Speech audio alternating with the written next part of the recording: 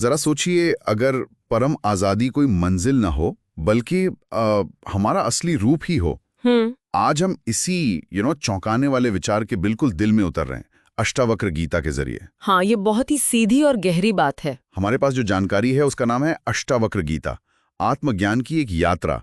और कोशिश ये रहेगी कि इसके जो गहरे राज हैं उन्हें आसान बातचीत में समझें। बिल्कुल कोशिश करते हैं। तो सबसे पहले ये जानने की उत्सुकता है कि ये खास बातचीत, ये संवाद हुआ किसके बीच था, क्या कहानी है इसके पीछे? हाँ, तो ये एक बहुत पुराना और बहुत ही सीधा संवाद है। ये हुआ था ऋषि अष्टावक्र और मिथिला के ज्ञानी राजा जनक के बीच। अच्छा, राजा जनक। हाँ, राजा जनक जो थे वो खुद काफी गहरे सवालों से जूझ रहे थे। तो उन्होंने आत्मज्ञान मतलब अपने असली स्वरूप को जानने की इच्छा से ऋषि अष्टावक्र से सवाल पूछे। और ये संवाद इतना खास क्यों माना जाता है? मतलब और भी तो ग्रंथ हैं। इसकी खासियत इसकी सीधी चोट में है, कह सकते हैं।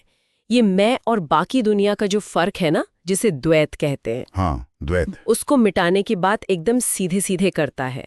इसमें कोई कर्मकांड या लंबे अभ्यास के रास्ते नहीं बताए गए हैं। अच्छा। और ये समझना इसलिए जरूरी है क्योंकि इस जानकारी के अनुसार यही अलगाव, ये जो बंटवारा है मैं और तुम का, यही हमारे जीवन के ज्यादातर दुख और भ्रम की जड़ है। अच्छा, तो ये बाकी आध्यात्मिक ग्रंथों से अलग कैसे हुआ? मैंने सुना है इसका रास्ता बिल्कुल सीधा है और शायद इसीलिए ज्यादा चुनौतीपूर्ण भी। हाँ, ये दिलचस्प सवाल है। देखिए, जैसे भगवद गीता है, उसमें कर्म योग, भक्ति जैसे कई रास्ते बताए गए हैं, है ना? हाँ, बिल्कुल, कई मार्ग हैं। पर अष्टावक्र गीता में ऐसा कुछ नहीं है। कोई स्टेप बाय स्टेप साधना नहीं, कोई जटिल प्रक्रिया नहीं। ये सीधा ज्ञान मार्ग है, आत्मज्ञान। ज्ञान मार्ग। हाँ, मतलब अपने असली स्वरूप को बस जान लेना, पहचान लेना। यहाँ जोर किसी क्रिया या करने पर नहीं है, बल्कि सिर्फ समझ या बोध पर है, जानना। सीधी समझ। सुनने में जितना सरल लगता है शायद उतना है नहीं। तो ये समझ आखिर है क्या? इस जानकारी में क्या मुख्य बातें निकल कर आती हैं जिन्हें पकड़ना जरूरी है? इसमें कुछ बहुत बुनियादी पर गहरी बातें हैं।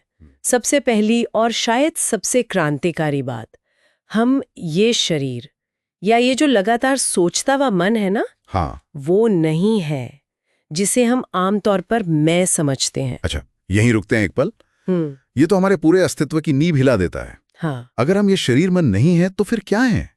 और आज की दुनिया में जहां हमारी पहचान हमारे काम से, सोशल मीडिया प्रोफाइल से या रिश्तों से इतनी जुड़ी हुई है, हाँ। इस विचार को पचाना ही अपने आप में एक चुनौती है ना? बिल्कुल।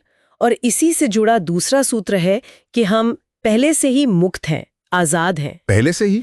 हाँ, मुक्ति कोई ऐसी चीज नहीं है जिसे किसी खास तरीके से मेहनत करके भविष्य में पाना है।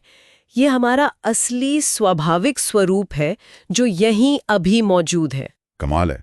मतलब हम आजादी के लिए, शांति के लिए इतनी भागदौड़ करते हैं और ये ग्रंथ कह रहा है कि हम उसे ढूंढ रहे हैं जो हम पहले से हैं। एग्जैक्टली। ये तो वाकई सोचने वाली बात है।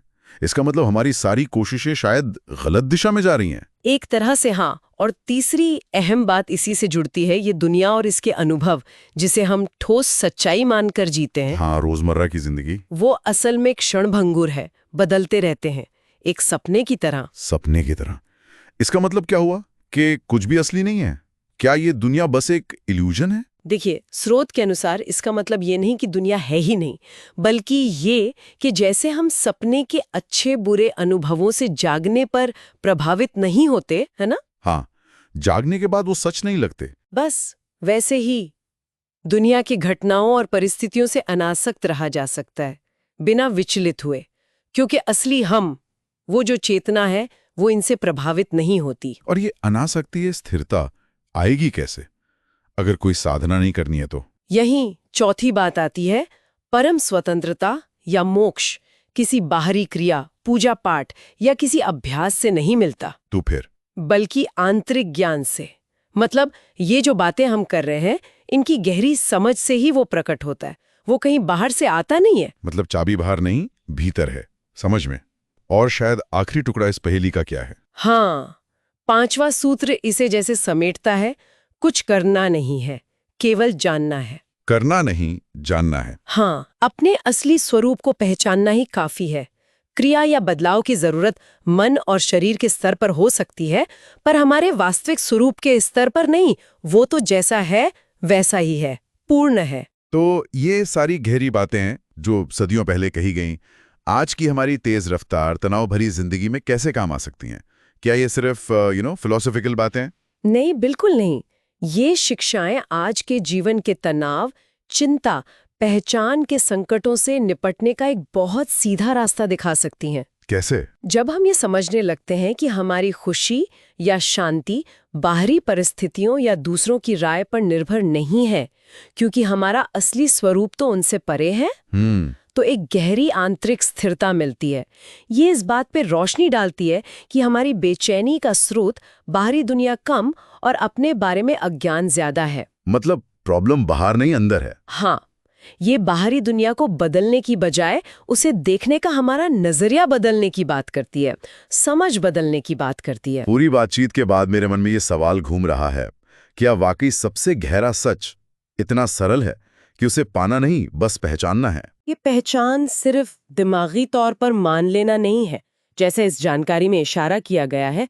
ये एक तरह से नींद से जागने जैसा अनुभव हो सकता है, अपने असली स्वरूप में स्थित होने का। जागृति। हाँ, जागृति।